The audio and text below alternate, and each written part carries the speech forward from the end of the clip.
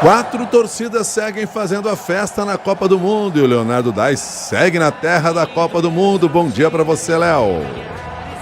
Tudo bem, Milton? Bom dia, Cássia, bom dia, ouvinte do Jornal da CBN. Teremos França e Espanha amanhã, 4 da tarde, Inglaterra e Argentina, 4 da tarde na quarta-feira. E teremos, então, os quatro campeões mundiais nessa semifinal. Mais do que isso, os 4 primeiros colocados do ranking. Ou seja, se essa é uma Copa por merecimento, chegaram lá todos eles. E deu certinho do jeito que a FIFA queria, né, Milton? Vamos lembrar que no final do ano passado teve o sorteio dos grupos e a FIFA colocou uma regrinha no sorteio que era assim. Na época, os 4 primeiros já eram esses, mas a ordem era diferente, né? Era Espanha em primeiro, Argentina em segundo, França em terceiro e Inglaterra em quarto. Hoje está França em primeiro, Argentina em segundo, Espanha em terceiro e Inglaterra em quarto. Mas na época, naquela ordem que a gente tinha, a FIFA decidiu o seguinte: se a Espanha, que é a primeira colocada do ranking, for para um grupo X, a Argentina, que é a segunda, tem que ir para um grupo no qual o campeão desse grupo só enfrenta o campeão do grupo da Espanha numa eventual final. Ou seja, se as duas passarem em primeiro, elas não se encontram antes da final da Copa. E a mesma coisa para França e Inglaterra. A lógica é guardar os confrontos em tese mais fortes para a decisão da Copa. E deu certo, deu até mais certo do que a FIFA queria, porque os 2 times que ficaram do mesmo lado, né, a Argentina e Inglaterra e Espanha e França, acabaram não se enfrentando nem nas oitavas nem nas quartas de final. O que permitiu que pela primeira vez na história, o ranking da FIFA começou a ser feito em 93, então desde a Copa de 94 até agora, é a primeira vez que a gente tem esses 4 primeiros colocados no ranking disputando a semifinal da Copa do Mundo. E sobre serem 4 campeões mundiais, também não é muito comum, é só a terceira vez que acontece. Em 70 a gente teve Brasil e Uruguai, Itália e Alemanha Ocidental, depois o Brasil ganhou a final da Itália. Em 90, que foi a última vez, a Alemanha Ocidental disputou a semifinal contra a Inglaterra, a outra semifinal foi a Argentina e Itália, depois a Alemanha Ocidental venceu a decisão contra a Argentina. E aí, se a gente pensar aqui rapidamente de lá para cá, sempre teve pelo menos um intruso. Em 94 teve Suécia e Bulgária chegando à semifinal, em 98 só o Brasil era campeão mundial dentre os 4 semifinalistas e a França acabou campeã pela primeira vez. Em 2002 você teve Coreia do Sul e Turquia chegando na semifinal, em 2006 Portugal chegou na semifinal. Em 2010, a final foi Espanha e Holanda, 2 seleções que até então não eram campeãs e a Espanha foi campeã.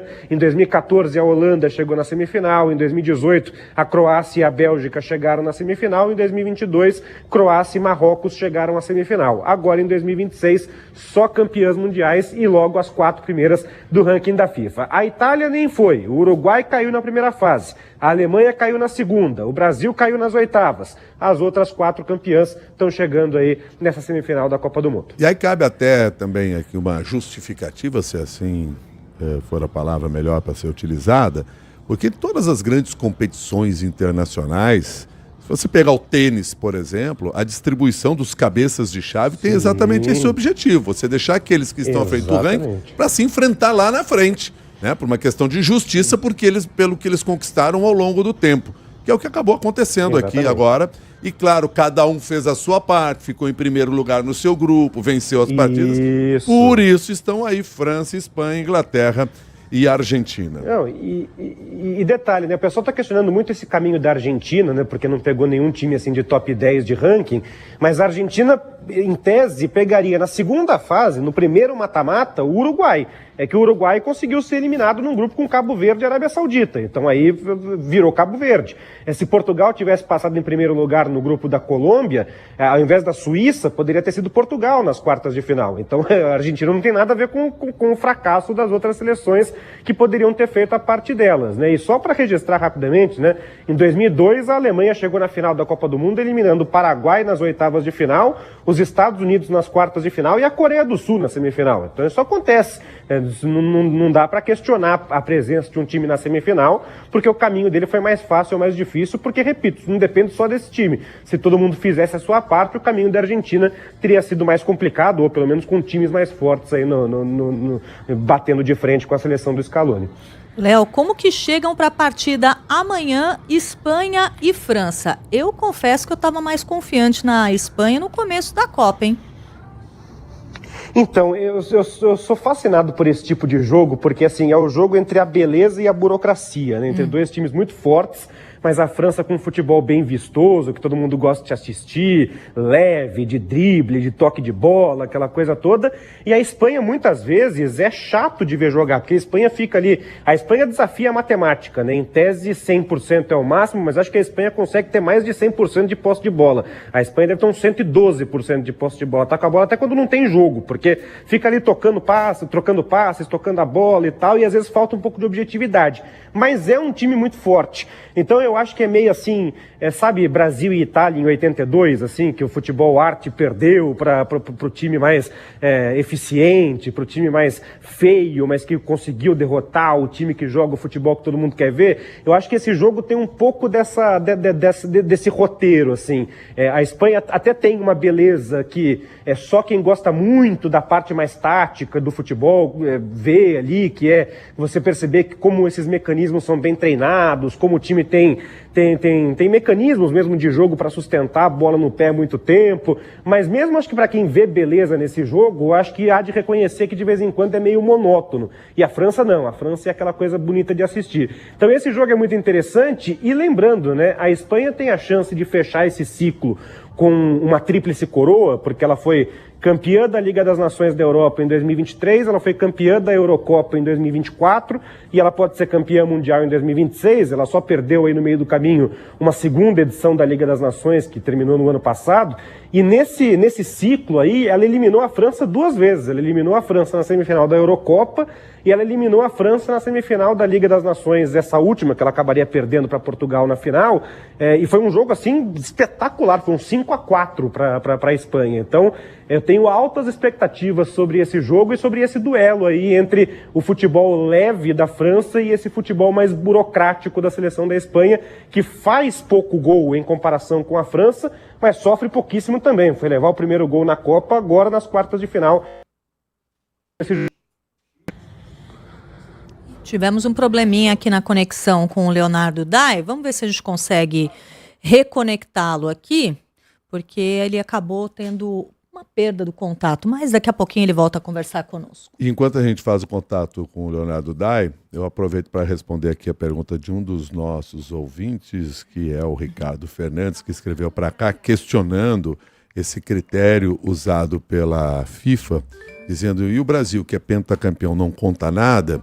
De verdade, o ranking da FIFA ele é feito com pontuação a partir daquilo que cada seleção vai conquistando ao longo do tempo. E aí você vai somando pontos e, de acordo com a trajetória dessas seleções nos últimos anos, a França foi a seleção que teve os melhores resultados. Aí vem Espanha, Argentina, Inglaterra, por isso esse ranking o Brasil foi ficando para trás. À medida que não vai conquistando competições importantes, não ganha uma Copa América, não ganha outras competições de destaque internacional, não leva pontos, não vai subir no ranking. Então, quer dizer, ser pentacampeão é do passado.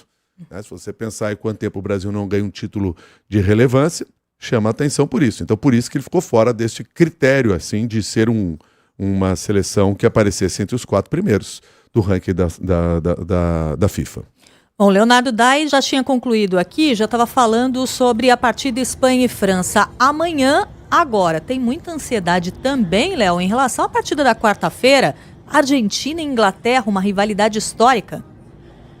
Para mim, é a maior rivalidade intercontinental do futebol mundial, né? Então, se você tirar os clássicos aí locais, né, não existe uma rivalidade tão grande quanto a Argentina e Inglaterra. O primeiro jogo em Copa foi em 66, quartas de final da Copa na Inglaterra, uma pancadaria danada, os dois times se batendo assim o jogo inteiro.